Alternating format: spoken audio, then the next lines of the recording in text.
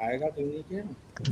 नमस्कार, दांव पेच देख रहे हैं आप। आपके साथ मैं हूं अर्पिता आर्या। शाम के 4:30 बज रहे हैं। जैसा कि आप सबको पता है कि ये वक्त होता है दांव पेच का। सीधे सवाल सीधे जवाब। यहाँ पर कुछ खास मेहमान हमारे साथ आपको दिख रहे हैं, जुड़ चुके हैं। और आज मुद्दा क्या है सबसे पहले वो बता दें। यूपी में राम और मुफ्त अनाज से क्या पार लगेगी बीजेपी की चुनावी नैया, इसी पर करेंगे बात। कुछ खास मेहमान है, तारुफ भी जल्दी से आपका करा दें। राजीव पांडे बीजेपी की तरफ से पक्ष रखने के लिए जुड़ चुके हैं।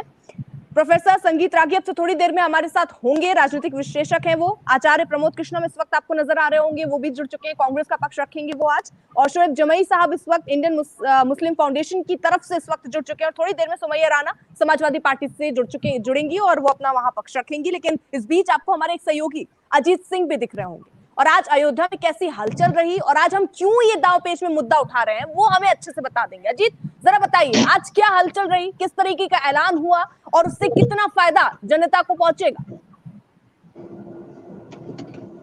देखिए, बिल्कुल मुख्यमंत्री आदित्यनाथ और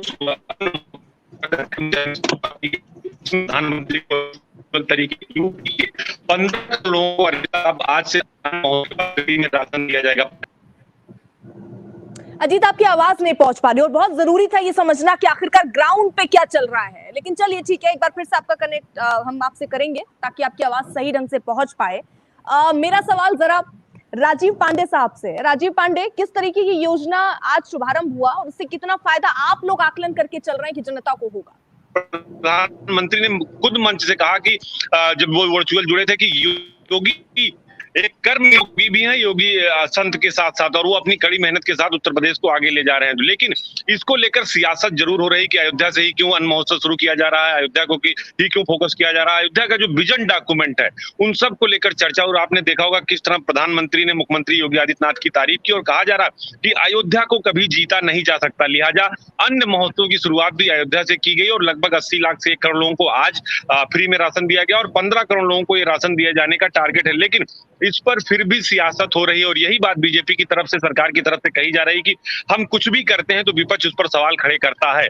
लेकिन एक मैसेज जरूर आज अयोध्या से दिया गया है, क्योंकि आज की तारीख इतिहास में अयोध्या के लिए, राम भक्तों के लिए काफी अहम था। ये बात प्रधानमंत्री ने भी कही, मुख्यमंत्री ने भी कही, आर्टिकल 370 की भी बात कही, अयोध्या की भी बात कही कि आज ही का जो दिन था जब यहाँ भूमि पूजन और शिलान्यास हुआ, तो कहीं ना कहीं सरकार उत्तर प्रदेश की, प्रधानमंत्री, मुख्यमंत्री एक मैसेज देने जरूर कामयाब हो गए हैं। अर्पिता, ठीक है। अजीत, आप रहिए जरा साथ। राजीव जी, आप अनम्यूट कर लीजिएगा। हाँ ठीक है, क्योंकि आप जो बोल रहे थे तो आपकी आवाज नहीं पहुंच पाई। मैं एक बार फिर से आपके पास आऊंगी सवाल के साथ। जरा मैं प्रमोद कृष्णम जी का, आचार्य प्रमोद कृष्णम जी का रुख करना चाहूंगी। प्रमोद कृष्णम, ऐसा क्यों है कि हर चीज में सर नहीं सर, मैं एक सेकेंड आ रही हूँ। मैं जरा एक सवाल आचार्य प्रमोद कृष्णम जी से लेना चाह रही हूँ।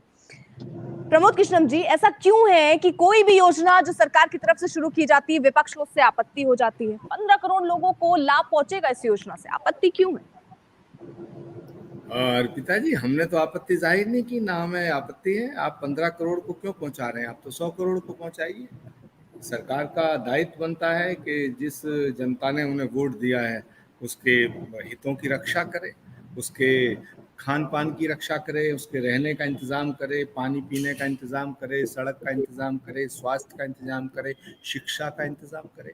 तो मुझे तो कोई आपत्ति नहीं है। लेकिन जहाँ तक सवाल है कि विपक्ष विरोध क्यों करता है, तो अगर विपक्ष विरोध नहीं करेगा तो आप कहोगे विपक्ष कुछ कर नहीं रहा है, तो विपक्ष का धर्म है कि वो विरोध करेगा। अब सवाल इस बात का है कि सरकार जो कर रही है उससे जनता का कितना फायदा है और सरकार का कितना फायदा। मुझे लगता है जनता का तो थोड़ा बहुत जरूर फायदा होगा, लेकिन इससे बीजेपी को बड़ा फायदा हो रहा है और बीजेपी को फायदा होगा इसीलिए ये योजनाएं शुरू भी की गई हैं और चुनाव से थोड़े दिन पहले की गई हैं।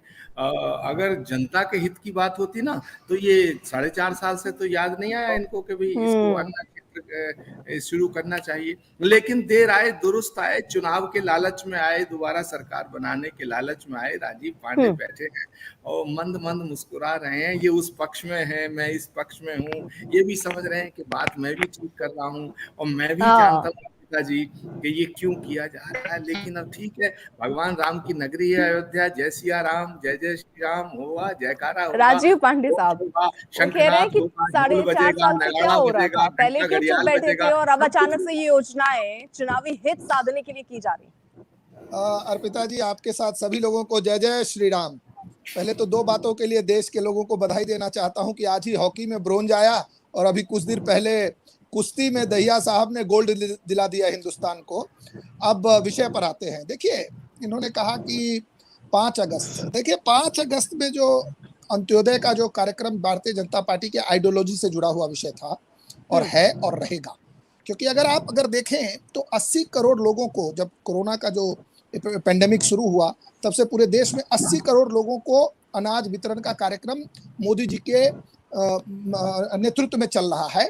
और उसको और आगे ले जाने के लिए यूपी सरकार ने भी अयोध्या से, आज चूंकि 5 अगस्त जो है वो बहुत महत्वपूर्ण दिन है कि कैसे 450 साल से जो इस्लामिक आतंकवाद का जो मतलब बना हुआ था चेहरा, कि किस तरीके से भव्य राम के मंदिर को तोड़ा गया और जो विदेशी आक्रांताओं, जो आतंकवादी आते थे, वो बाबर से लेकर के पहले से बहुत दिनों से आ रहे थे, उनकी बातों को देश की जनता ने हटा करके 450 साल के बाद भारत ने फिर से अपने आप को रिक्लेम कर लिया। और इसलिए 5 अगस्त का दिन महत्वपूर्ण है।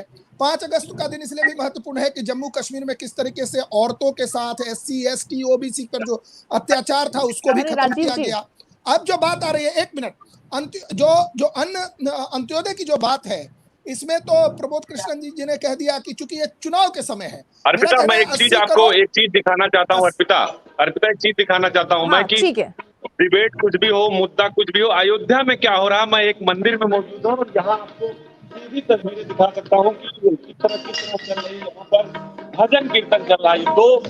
दो जुड़वा भाई हैं, जो करण और अर्जुन है, आप बकायदा ये दोनों लोग जाते हैं और आप लोग व्यूअर भी देखेंगे कि अयोध्या में क्या चल रहा है। देखिए, ये करण और अर्जुन है, एक गाते हैं एक बजाते हैं। जो अर्जुन है वो बजाते हैं, जो करण है वो गाते हैं।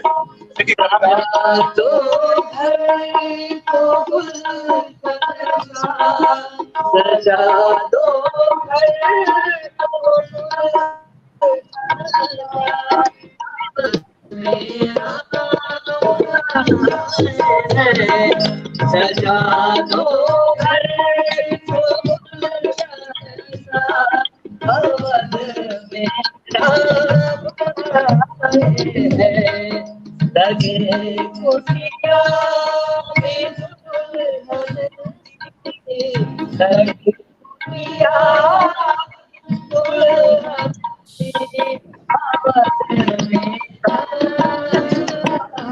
ठीक, अजीत देखिए, खुश तो जनता है। जरा मुझे आप एक सवाल का जवाब दे दीजिए जल्दी से, फिर मैं आपको फ्री भी कर दूं क्योंकि बाकी और मेहमान उनके पास भी मुझे अयोध्या में क्या माहौल है।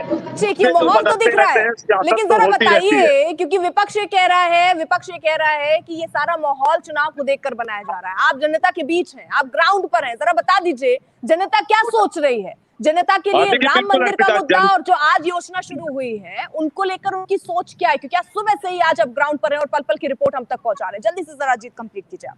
देखिए, बिल्कुल अर्पिता, अगर जनता की बात करें तो जनता ग्राउंड जीरो पर खुश दिखाई दे रही है। अयोध्या के संत खुश दिखाई दे रहे हैं। हाँ, संत जरूर 2 भागों में बटे नजर आ रहे हैं, क्योंकि यहाँ उनकी जो आपसी जो गोलबंदी है वो जरूर दिखाई देती है। लेकिन अगर पब्लिक की बात करें तो पब्लिक सीधे तौर पर कह रही है कि वो चाहे लॉकडाउन का समय रहा हो, कोविड का समय रहा हो, घर घर राशन मिला है मुफ्त में, उनको पैसा दिया गया है।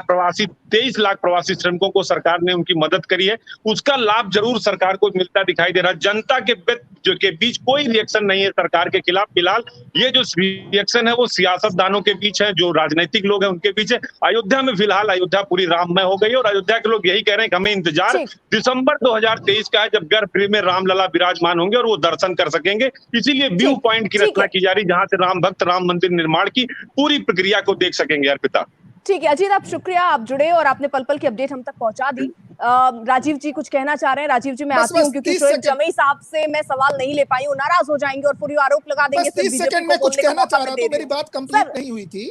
सर मैं आ रही हूँ सर, थोड़ा सा एक सेकंड। शोएब जमई साहब, जरा आप बता दीजिए, आज ये जो आप लोग तो हमेशा ये कहते रहे कि भाई ये लोग राम मंदिर पर वोट मांगने की कोशिश में रहते हैं, आस्था के नाम पर सियासत करते हैं, तमाम बातें, लेकिन आज तो 15 करोड़ लोगों को योजना जो शुरू हो रही है उससे फायदा मिल रहा है, यानी आम जनता के बारे में सोचा है, तो इस बात का तो स्वागत आप करेंगे ना, विकास की भी तो बात कर रहे हैं।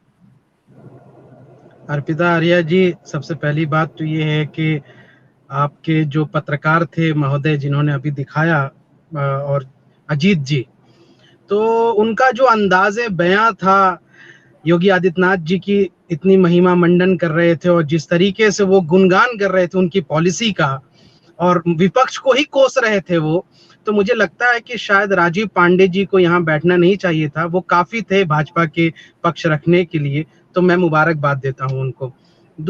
अब अहम मुद्दे पर ये आ जाते हैं। अर्पिता आर्या जी, देखिए, मैं किसी के राशन बांटने पर या उसको फायदा पहुंचाने पर सवाल नहीं, छोटे से, क्योंकि देखिए आपने हमारे रिपोर्टर पर सवाल उठाया इसलिए मैं आपको टोक रही हूँ। नहीं, मैं तो बहुत मुबारकबाद दिया हूँ कि आपने पत्रकारिता की गरिमा को बात के लिए, क्योंकि एक रिपोर्टर ना सर, आपको अंदाजा नहीं होगा कितनी मेहनत करता है, तब जाकर खबरें टीवी पर आ पाती हैं, दर्शक देख पाते हैं सर। मैंने देखा है, अंदाज नकार नहीं सकते। ठीक, अब अंदाज की बात, अगर आज वो आपके मतलब की बात कर देते तो आज वो आपको ठीक लग रहे होते। उन्होंने ये बता दिया कि किस किस तरीके की योजनाएं शुरू हुई तो आपको खलने लगे।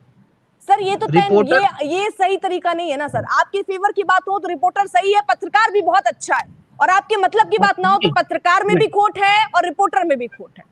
अर्पिता आर्या जी, जो पत्रकार होता है वो सही चीजों को सामने रख देता है, जनता तय करती है कि उसका महिमा मंडन करना है या विरोध करना है। जनता पे छोड़ दीजिए ना सर, जनता तय कर देगी। आप ये क्यों बताने लगते हैं कि रिपोर्टर कैसा है, ये पत्रकार कैसा है? सर ये बहुत आजकल चलन में है, ये हर प्रवक्ता और हर नेता ये बात फिर आपका एजेंडा जो है वो लेकिन सर आपको शायद हम लोगों की मेहनत नहीं दिखती है। लगातार जो हम लोग 24 घंटे न्यूज दिखाते रहते हैं, परेशान रहते हैं सर, उसकी जरा कदर सर, उसकी मैं इसका विरोध करूंगा। अर्पिता आर्या जी, देखिए, आप एक जर्नलिस्ट हैं, आप भी एक पढ़े लिखे जर्नलिस्ट, आप मुझे बताइए ना, मेरे यहाँ तो जामिया मिलिया इस्लामिया में हिंदुस्तान का सबसे बड़ा जर्नलिज्म का इंस्टीट्यूट है एमसीआरसी, आप भी जानते हैं। तो एमसीआरसी में कभी ऐसा नहीं पढ़ाया गया है कि भाई जर्नलिस्ट किसी सरकार की या पार्टी की महिमा मंडन करे, बल्कि वो खबरों को हक देता है, जनता तय करती है कि उसको यहाँ से विरोध करना है या महिमा मंडन करना है। लेकिन अब मैं आपके सवाल का जवाब दे देता हूँ, आप लोग पत्रकार और रिपोर्टर को छोड़ दीजिए सर, वो जनता भी तय कर लेगी, वो हमारा चैनल नहीं देखेगी। जैसे आपको वोट नहीं करती ना सर, हमारा चैनल भी नहीं देखेगी, आप उसको छोड़ दीजिए, हम मुद्दों पर बात कर लेते हैं। आप मुद्दों पर बताइए, मैं जवाब दे देता हूं। राजीव पांडे जी से जवाब भी ले लेंगे, मुद्दों पर बात कीजिए। हाँ, पर्सनल छोड़। दो अहम सवाल इस पर उठते हैं। सबसे पहली बात कि हमारे भारत का संविधान और हमारे देश के इलेक्टोरल पॉलिसी ये कहती है कि हम कभी भी धर्म के बुनियाद पर, किसी के आस्था के बुनियाद पर वोट नहीं मांग सकते। हमारी आज तक मुझे ये समझ में नहीं आया कि भारतीय जनता पार्टी धर्म की राजनीति और राम मंदिर के नाम पर राजनीति, राम भगवान के नाम पर वोट मांगने से कब बाज आएगी, कब इस आस्था को लोगों तक महदूद कर देगी, ये छोड़ेगी कि भाई ये तो हमारी आस्था है, इसके नाम पर मैं क्या वोट मांगू, मैं तो काम के नाम पर वोट मांगू। और जहां तक काम की बात है, मुझे बताइए, इस देश में पिछले 7 सालों से प्रधानमंत्री मोदी जी की यहाँ से सरकार चल रही है, भाजपा की सरकार चल रही है। क्या हमारा देश इतना गया हो गया कि 80 करोड़ लोगों को राशन बांटने की नौबत आ गई?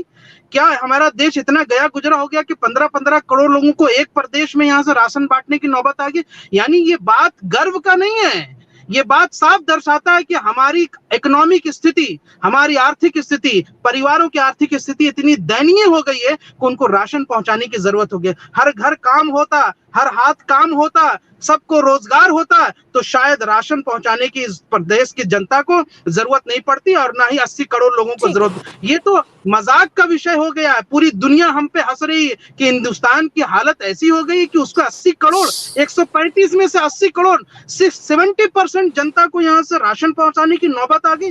क्या मजाक करते हैं? इस पर क्या गर्व का विषय होना चाहिए? आप ही बताइए अर्पिता जी। ये तो शर्म का विषय होना चाहिए कि हम भी केनिया, जाम्बिया और नाइजीरिया जैसी हालत में पहुंच गए। इसमें कोई गर्व का विषय नहीं है, ये चिंता का विषय है कि हमारी आर्थिक स्थिति इतनी कमजोर हो गई है, जिसका जवाब भारत सरकार को और उत्तर प्रदेश की योगी सरकार को देना चाहिए। राजीव पांडे साहब, देखिए, इस सवालों से तो आप नहीं बच सकते। महंगाई, पेट्रोल, डीजल, ये सारे जनता से जुड़े सीधे मुद्दे हैं सर।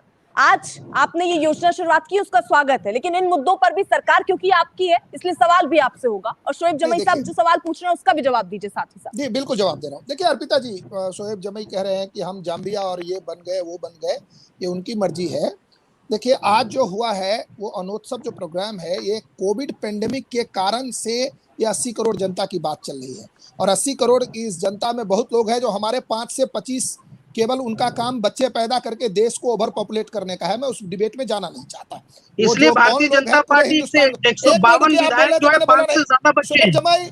बांग्लादेशी और रोहिंग्या को बसाने आप वाले फालतू लोग बातें हैं। नहीं करेंगे, वरना मैं बांग्लादेशी और टोक दूंगा। रोहिंग्या के लिए पिटीशन भाजपा के विधायकों की बच्चों की संख्या गिन बांग्लादेशी लीजिए, लेकर के आए, भाजपा के विधायकों की बच्चों की संख्या गिन लीजिए, पता चल जाएगा। 8 से ज्यादा बच्चे हैं, 10-10 बच्चे हैं, 6-6 बच्चे हैं 73 विधायकों की। क्या बात करते हैं जनाब, शर्म नहीं आती आपको? मैंने एक शब्द नहीं बच्चे बोला, पैदा करने की फैक्ट्री और मशीन बना रखा है भाजपा के विधायकों ने। देखिए नहीं, आप चाह रहे हैं कि वो आपके सवालों का जवाब दे इस दें। तरह के अगर आप कम्युनिटी ऐसा पर बोलिए तो कटाक्ष गलत है। करेंगे तो मैं जवाब दूंगा माकूल। अरे तो तुम क्यों चिल्ला नहीं, रहे हो? आप किसी कम्युनिटी पर कटाक्ष नहीं कर सकते। मैंने किसी कम्युनिटी का नाम नहीं फालतू बातें नहीं कीजिएगा डिबेट में। आप मजाक बना के रख लिया है। You are taking us for granted. ये लाते हैं You are taking us for granted. Don't dare to say this. करते हैं। Don't dare to say like this. आज जो हुआ We will not tolerate the something अरे तुम bloody filthy things from you. कौन है आप? शोएब जमाई कौन है साहब, आप? एक सेकंड मैंने सर, आपकी बात एक से बात सेकंड, नहीं कर रहा, राजीव मैं पांडे अर्पिता जी से साहब। बात कर रहा हूँ। अर्पिता जी मेरी बात सेकंड। कंप्लीट होने दीजिए। सर उनको अर्पिता जी मेरी कंप्लीट बात करने कंप्लीट दीजिए। होने शोएब दीजिए। जमी साहब आप वो मेरी बोलने, बात फिर मैं कंप्लीट आपको होने भी दीजिए। मौका दूंगा। उनको आप दीजिए आपको भी समय मौका जितना मिलेगा। देना सर है। आप रहिए जरा इस सा, देश एक में सेकंड आराम इस से धैर्य देश से मुद्दों पर बात कर लें। हाँ। इस देश में 14 तक कांग्रेस की सरकार थी, बीच में 4-5 साल भारतीय जनता पार्टी की सरकार थी। तो आज जो देश की परिस्थिति है, आपको ये लोगों को नहीं दिखता कि पहली बार भारत में कल से इंडिया का बनाया हुआ एयरक्राफ्ट कैरियर लॉन्च हो रहा है। किस तरीके से देश में काम हो रहा है, किस तरीके से 11 किलोमीटर रोड बनता था पर डे, आज 34 किलोमीटर रोड बन रहा है। किस प्रकार से 34 मेडिकल कॉलेज योगी जी के नेतृत्व में यूपी में खाली बना है। आज जो 15 करोड़ लोगों को देने की बात है, यह पेंडेमिक के कारण है। और राम राज्य में कोई भी आदमी भूखा नहीं सोना चाहिए। और जितने भी माफिया थे ना, राजीव जी, जिनकी गुंडागर्दी चलती थी, महंगाई उनके पर कुछ खिलाफ बोलिएगा, योगी जी ने काम किया। पेट्रोल डीजल पर कुछ बोलिएगा। मैं बताऊं, नहीं बोल हो गया सर। मैं आ रहा हूं, कांग्रेस की पेट्रोल सरकार डीजल में पे हुआ अगर था आप तो आप जानना लोग चाहते विरोध हो तो मैं करने बताता सड़क पर उतर गए थे सर। मैं बता रहा हूं, आज देखिए। अपनी सरकार में हुआ है तो क्यों उससे बच रहे हैं? बोलिए उस पर भी सर। मैं बता रहा हूं, देखिए ऑयल बॉन्ड का एक इशू है जिसको इस सरकार ने बहुत तरीके से सुलझा लिया है। 2026 के बाद डायरेक्टली लिंक्ड है। और हर प्रदेश में करीब जितना सेंट्रल को टैक्स आता है, उससे ज्यादा पर लीटर पेट्रोल पे प्रदेश की सरकारों के भी हाथ में है। सबसे ज्यादा प्रमोद कृष्णन जी की जो सरकार राजस्थान है, सबसे ज्यादा वो वसूलती है उस पर टैक्स। ये प्रदेश की सरकार भी कर सकते हैं ये काम। और ओवरऑल अगर आप देखिएगा, वैक्सीनेशन भारत की सरकार ने फ्री किया। अब ये पेंडेमिक नहीं राजीव जी, मुझे आप यहाँ बैठकर कोई एश्योरेंस दे सकते हैं कि कब तक पेट्रोल डीजल के दाम कम हो सकते हैं? आप दे सकते हैं ये? आप कह रहे हैं ना डील बात हो रही है, इस दिशा में आगे बढ़ रहे हैं। मुझे जरा बता दीजिए। बिठा लेते हैं। एक सेकंड, शोएब सवाल पूछ जमी रहा हूं साहब, ये बीच-बीच इसी में इन्हीं का रिपोर्ट दे रहा हूं। पूछ राजीव लीजिए। जी, अरे राजीव जी ये बताइए सर, महंगाई पर कि बात हो रही है। 2012-13 में जब केंद्र में कांग्रेस की सरकार थी, तो आपने कहा कि कांग्रेस की सरकार $110 प्रति बैरल यहाँ से तेल, कच्चे तेल के दाम थे अंतरराष्ट्रीय, आपने कहा कि बाजारों के हवाले कर देंगे। तो जब बाजार में कच्चे तेल के दाम $30 हो गए, तब भी आपने तेल के दाम 80 रुपये 90 रुपये रखा। आज जब बढ़ रहे हैं तो आप कह रहे हैं बाजारों के हवाले हो गए। जब तेल के दाम कम हुए थे अंतरराष्ट्रीय बाजार में, तब आपने जनता को राहत पहुंचाने का काम क्यों नहीं किया, ये बताइए। बैरल के तेल का दाम है $75 पर बैरल। और मैंने कहा कि $40 पर बैरल, $40 पर बैरल समझ में नहीं आई। बहुत अच्छा मुद्दा है। आपके आंकड़े में सही कर देता हूं, लेकिन प्रमोद जी को भी $2019 में $40 पर बैरल था, तब भी आपने जनता से 50 राज्य ये रुपये कर सकते हैं। वो आपकी देखिए, उन्होंने ये कई सवाल उठा दिए कि राज्य भी ये कर सकता है, लेकिन कांग्रेस की जहां सरकार है वो तो ऐसा नहीं कर रहे हैं, सिर्फ केंद्र पर ही उंगली उठानी है। तो भाजपा कर दे। नहीं भाजपा, अरे हम तो केंद्र से सवाल पूछेंगे ना। केंद्र से आप लगातार बोलते रहेंगे तो मैं राजीव पांडे जी और आप दोनों को मुझे रोकना पड़ा। बहुत अच्छी चर्चा चल रही थी, मैं चाह रही थी कि राजीव पांडे जी इस पर जवाब दें, लेकिन आप दोनों के बोलने के चलते मुझे प्रमोद कृष्णन सर के पास जाना पड़ा। मैं उनसे सवाल ले लूं। और राजीव जी, ये सवाल बड़े आराम से मैं इसका जवाब चाहती हूँ। शोएब जमी साहब, एक रिक्वेस्ट है, अगर आप बोलेंगे तो आप उनकी मदद करेंगे।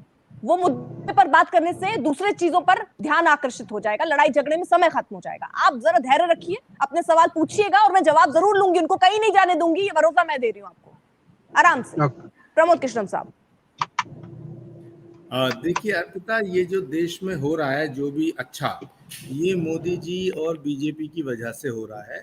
और ये जो भी बुरा हो रहा है, ये पंडित नेहरू की वजह से हो रहा है। ये जो रोजगार नहीं मिल रहा है, इसकी जिम्मेदार कांग्रेस है। पेट्रोल 100 से ऊपर पहुंच गया, इसकी जिम्मेदार कांग्रेस है। ये जो ऑक्सीजन के बिना लोग मरे, इसकी जिम्मेदार कांग्रेस है। नदियों में लाशें बहती देखी, इसकी जिम्मेदार भी कांग्रेस है। लोगों को आपने देखा होगा जब वो दौर चला तो आपने कितने अपने मित्रों को खो दिया, इसकी जिम्मेदार भी कांग्रेस है। आप किसी को बेड तक नहीं दिला पाई होंगी, मुझे यकीन है अर्पिता, जबकि आप देश की बहुत बड़ी एंकर हैं और बहुत बड़ी जर्नलिस्ट हैं, आपके बहुत अच्छे कांटेक्ट होंगे, लेकिन मुझे लगता है कि हमने अपने लोगों की मदद करने की कोशिशें की, लेकिन हम बेड तक नहीं दिला पाए, दवाई नहीं दिला पाए और हमने अपनों को खोया है। पर अब सब इस तमाम बर्बादी की जिम्मेदार क्या कांग्रेस कही जाएगी? 7 साल से आपकी सरकार है। ठीक है, कांग्रेस ने जो किया वो अच्छा किया, बुरा किया वो देश की जनता के सामने है और देश की जनता ने एक फैसला लिया कि 2014 में आपको सत्ता सौंप दी। अब भाई आप अपनी जिम्मेदारी की बात करो ना। ये तो सच्चाई है कि पेट्रोल के दाम बढ़ रहे हैं, महंगाई बढ़ रही है, बेरोजगारी बढ़ रही है, तमाम सरकार के PSU बेचे जा रहे हैं, लोगों को रोजगार मिल नहीं रहा। मैं आप पे आरोप लगाऊं, आप मुझ पे लगाओ, उससे सच नहीं मिट सकता, हकीकत नहीं मिट सकती है अर्पिता। ठीक है, तुम थोड़ी देर के लिए ऊंचा बोल के हमें दबा लोगे। अब जहां तक सवाल है कि धार्मिक राजनीति करने का, धर्म के नाम पे राजनीति करने का सुएज जमई का आरोप था ये, तो भाई मैं एक बात कहना चाहता हूं, अगर काम के नाम पर वोट नहीं मिलता तो राम के नाम पे मिल जाएगा। वोट से मतलब है। अभी राजीव पांडे जी कह रहे थे कि साहब हमारी विचारधारा अंत्योदय से जुड़ती है। अरे भाई, विचारधारा तो गाय गंगा गायत्री की रक्षा करना आपकी विचारधारा थी। मेघालय में बीजेपी की सरकार है, बीजेपी का एक मिनिस्टर कहता है कि गाय खाओ, और आपने उसको निकाला नहीं, आपने उस पर एक बयान नहीं दिया, आपने उसकी निंदा नहीं की। मतलब उत्तर प्रदेश में गाय माता है, मेघालय में गाय चाची है। ये दोहरी चीजें नहीं चलनी चाहिए। अब मेरा निवेदन है कि भगवान मेरे, देश आपके हाथ है, आप इसे चलाओ। अगर आप अच्छा चलाएंगे हम लोग आपको अप्रिशिएट करेंगे। हाँ, कहीं कहीं हम आपका विरोध करेंगे क्योंकि ये हमारा दायित्व बनता है अर्पिता, और ये हमारा दायित्व बनता भी है और हम इस फर्ज को निभाएंगे। अब आप सुनना क्यों चाहते हैं? आप तो सरकार है, अगर कोई आपसे सवाल करता है तो आप उसके खिलाफ क्यों बोलते हैं राजीव जी? ठीक, तो राजीव पांडे जी, आरोप और प्रत्यारोप को छोड़ के थोड़ा सा फैक्ट पे बात कर लेते हैं। भाई आप 7 साल, वो कह रहे हैं, बहुत सीधी और सही बात कही, 7 साल आपकी सरकार को हो रहे हैं सर। जो भी बुरा था वो कांग्रेस ने कर दिया, हर बार ये कहने से काम नहीं चलेगा। 7 साल से आपकी भी जिम्मेदारी बनती है सर, उस जिम्मेदारी को आप कैसे, उसका निर्वहन आपने किया, अब जनता ये जानना चाहती है। बिल्कुल, आचार्य जी ने कहा कि 7 साल से हमारी सरकार है, 7 साल से हमारी सरकार काम कर रही है। अगर आप देख लीजिए जिन जिन मुद्दों को इन्होंने उठाया, आज इतनी बड़े पेंडेमिक में 80 करोड़ लोगों को अगर अनाज वितरण हो रहा है तो क्या सरकार उस पर भी तो खर्चा कर रही है? इतना करीब 50,000 करोड़ का केवल वैक्सीनेशन ड्राइव है, वो फ्री किसी स्टेट गवर्नमेंट ने कुछ नहीं किया। आपने बात यहां से उठाया कि तेल का दाम क्यों है। जब $30 था तो 60 रुपए लीटर पेट्रोल मिल रहा था, आज ये $75 के करीब है तेल। और मैंने कहा कि जो ऑयल बॉन्ड का जो इशू है 2026 में जाकर के खत्म होगा। जिस प्रकार से आज $75 है, जिसके कारण से तेल का दाम बढ़ा है, और तेल के दाम में लोकल जो तेल का जो बेस प्राइस है उस पर सेंट्रल गवर्नमेंट का भी टैक्स है, स्टेट गवर्नमेंट का भी टैक्स है। और मेरा ये मानना है कि ओपेक ने बढ़ाया है और ये कुछ दिनों में तेल के दाम गिर जाएंगे। जहां तक देश में डेवलपमेंट की बात है, जहां तक देश में डेवलपमेंट की बात है, एक मिनट प्रमोद जी, आपने सवाल पूछा, मुझे जवाब लीजिए। मैंने देश में डेवलपमेंट की बात कही, देश की किस फ्रंट पे, उनको कंप्लीट करने दीजिए सर, एक सेकंड, किस सिचुएशन पे क्या क्या फ्रंट था। 3 दिन के लड़ाई का आपके पास, चलिए उनकी आवाज कट गई। राजीव जी आपकी आवाज नहीं आ रही, आप जरा रुकिए। हाँ, जिस परिस्थिति में आपके पास, आपने अटल जी के जाने के बाद एक प्लेन नहीं खरीदा, 36 रफाल खरीदे, इसके बाद चीनूक हेलीकॉप्टर खरीदा। आप देश में अगर बजट के हिसाब से 34 किलोमीटर पर डे रोड बन रहा है अर्पिता जी।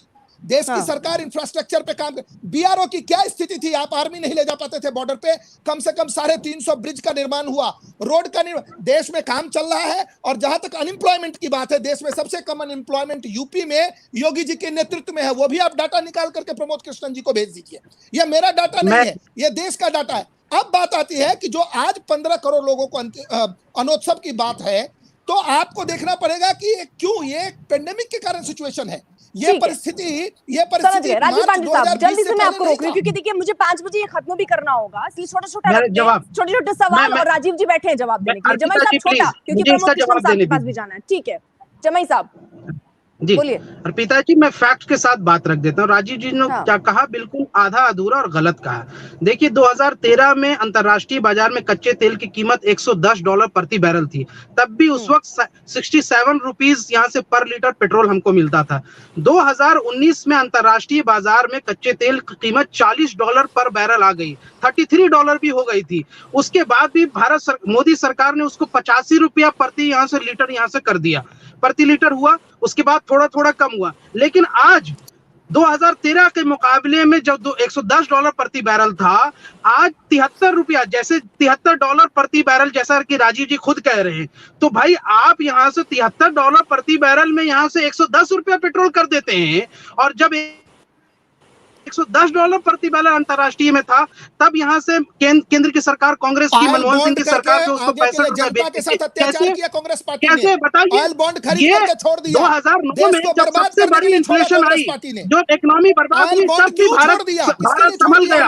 हमारे यहाँ तेल के दाम नहीं बढ़े। आज आप कहते हैं कि कोरोना के नाम पर तेल का दाम बढ़ा दो, आज आप कहते हैं वैक्सीन के नाम पर दाम बढ़ा दो। तो भारत सरकार जो इतना टैक्स लेती है साबुन पे, तेल पे, टिकिया पे, हर चीज पे, वो टैक्स कहाँ जाता है? और प्रधानमंत्री रिलीफ फंड जो यहाँ से आपने अलग से लिया, वो फंड कहाँ गया सर? जो तेल से आप वसूल कर रहे हैं, तेल के दाम बढ़ने से सारी चीजों की महंगाई होगी। क्योंकि देखिए मुझे खत्म भी करना होगा। प्रमोद कृष्णन साहब, प्याज, आलू, अनाज, सारी गरीबों के तेल, जवाब एक साथ राजीव पांडे जी से सरसों का तेल 200 रुपया हो गया है। गरीब आदमी कहाँ से खाएगा?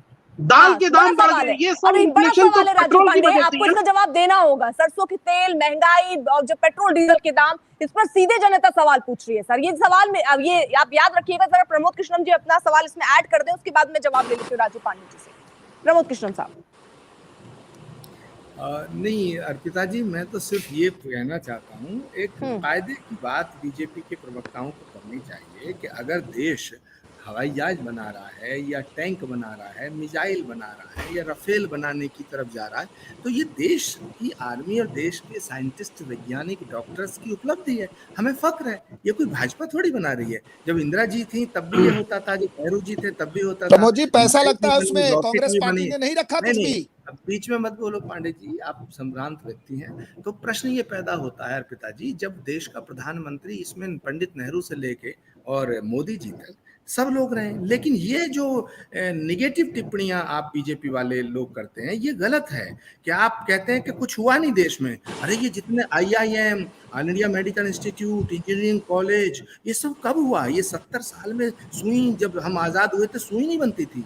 हमारे जहाज बने, रेल बनी, पटरियों का जाल बिछा। ये दिल्ली देख रहे हैं अर्पिता जी, आप जब स्टूडेंट लाइफ में होंगी तो दिल्ली के अंदर हर चौराहे पे जाम लगता था। ये सारे फ्लाईओवर जो देख लो, शीला दीक्षित ने 15 साल में कितना काम किया, और काम करने के बाद भी उनको हरा दिया। तो ये विषय नहीं है जनता काम पे वोट देगी या नहीं देगी। एक सबसे बड़ा सवाल ये है। दूसरा ये है कि आपके हाथ में इस समय देश है, आप देश को चलाओ और कायदे से चलाओ। हम सब मिलके चलाएंगे, लेकिन किसी भी विरोधी पार्टी को एक तो देशद्रोही मत कहो। एक बच्चों पर सवाल आपने उठाया, अरे भाई शोएब जमाई ये कह रहे हैं कि भाई ठीक है, आपने उनकी तरफ इशारा किया, हालांकि टेक्निकली आप बच गए कि आपने नाम नहीं लिया था, लेकिन इशारा आपका वही था। आपकी नीयत में खोट है पंडित जी। आपकी ठीक हो सकती है लेकिन नीयत ठीक नहीं। आचार्य जी, मैं एक बात आपको बताता हूं, जो आज का विषय है, सब मिलके देश को बनाएंगे, सब मिलके देश को आगे ले चलेंगे। आपने जो बात कही, मेरा उसमें कोई विरोध नहीं है कि सारी पार्टी सरकारें काम करती है, लेकिन जब आप सवाल, राजीव जी आवाज आपकी नहीं आ रही, शायद म्यूट हो गया। से देश में जब कोई आदमी पॉपुलेशन की बात करेगा 80 करोड़ 140 करोड़, तो बोलना पड़ेगा ना कि 5 करोड़ बांग्लादेशियों को भी हमने रख रखा है। अरे साहब, पॉपुलेशन कंट्रोल बिल ले आओ आप। नहीं, मैं आपको मेरी बात सुनिए, आपकी पार्टी लाई थी, विरोध किया था।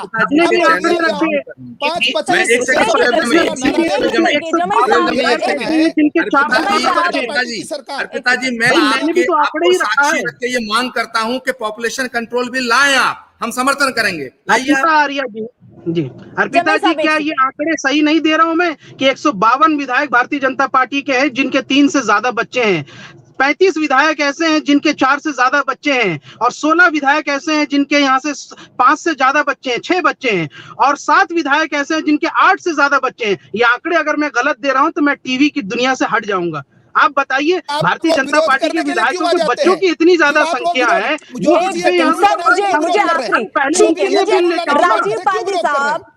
मुझे उनके लिए भी लेकर के आ रहे हैं। एक सेकंड जमाई साहब आप बोलते रहेंगे ना तो राजीव पांडे साहब हम बात नहीं रख पाएंगे। बहुत केवल पुरानी है। सवाल पूछते रहेंगे सर हम लोग, आंसर भी तो लेना है ना सर, उत्तर भी तो लेना है। जमाई साहब एक सेकंड, जमाई साहब पालन नहीं किया साहब। जमाई साहब बच्चों की टट्टी बना के रखे हैं भाजपा विधायक वाले। अर्पिता अरे जी, जमाई साहब एक सेकंड अर्पिता जी, राजीव पांडे जी अर्पिता जल्दी से आप जी, कंप्लीट कीजिए जी। अर्पिता जी, योगी जी एक कानून ला रहे हैं पॉपुलेशन को कि कैसे करना चाहिए, वैसी ही बात असम के हमारे कैसे क्या करना चाहिए, कंट्रोल जब करना ही चाहिए वो ना, कैसे उसको कंट्रोल करना चाहिए, कैसे उसको बढ़ा, लाओ कानून लाओ, कौन लोग विरोध करते हैं, कौन लोग विरोध करते हैं, विरोध कोई कर ही नहीं रहा, बड़ी बड़ी दाढ़ी वाले लोग हम सपोर्ट कर रहे हैं आपको, आप कानून लाइए। कौन लोग विरोध करते हैं?